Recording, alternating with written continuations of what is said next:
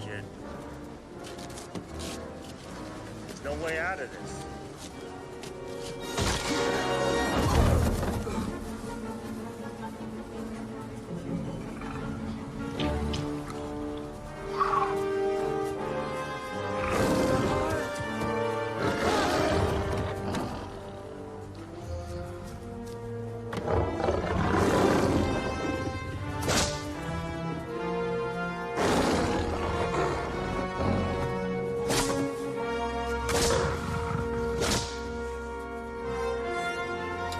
Toss up the web!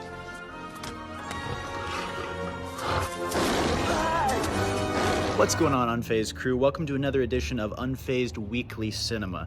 Tonight's movie was Indiana Jones and the Last Crusade. Now, I personally am a huge Indiana Jones fan, specifically the original trilogy. We can just forget about Kingdom of the Crystal Skull. I know there's a new one in production, but we will wait and see how that one turns out once it's released. But the original trilogy I grew up on. I watched the heck out of on VHS. I watched it on repeat. Same with the original Star Wars trilogy. I watched those movies a ton.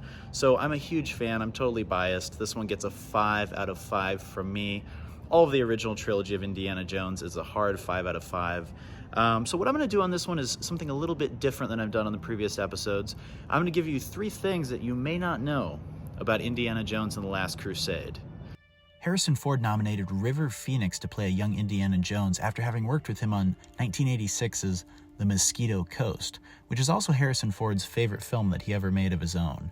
When Phoenix was asked how he prepared for the role, he said he didn't really think about Indiana Jones as the character, but instead he observed Harrison Ford off-camera as a person to perfect the role. One of my favorite parts of Indiana Jones and the Last Crusade is the library sequence with the underground catacombs filled with rats. So what's incredible about these rats is over 2,000 of them were bred specifically just for this sequence. The production didn't want to risk having the actors be around real rats that could potentially carry disease, so these special rats were bred just for this sequence. When George Lucas and Steven Spielberg first met up to discuss ideas for a third installment of Indiana Jones, Lucas wanted it to be set in a haunted mansion, but Spielberg, having already worked on Poltergeist, didn't like the idea and wanted to take things in a different direction. So Lucas came up with the idea for the Holy Grail aspect of the story, and Spielberg wanted to incorporate the father-son part of the story that we have today. Here's a bonus fact. Spielberg had to back out of working on Big and Rain Man due to production obligations on Last Crusade. And I think this worked out for the best because each one of these movies turned out great respectively. But it is interesting to think of an alternate universe where Spielberg directed Big or Rain Man. Alright, so that was 3 things you may have not known about Indiana Jones and the Last Crusade. An absolute masterpiece. If you have not seen it, check it out. What's wrong with you? It's a masterpiece. Alright guys, thanks for watching, and as always, like, subscribe, and most importantly, remain unfazed. See ya. What does it always mean, this Junior? That's his name. Henry Jones Jr. Like Indiana. We named the dog Indiana. May we go home now, please?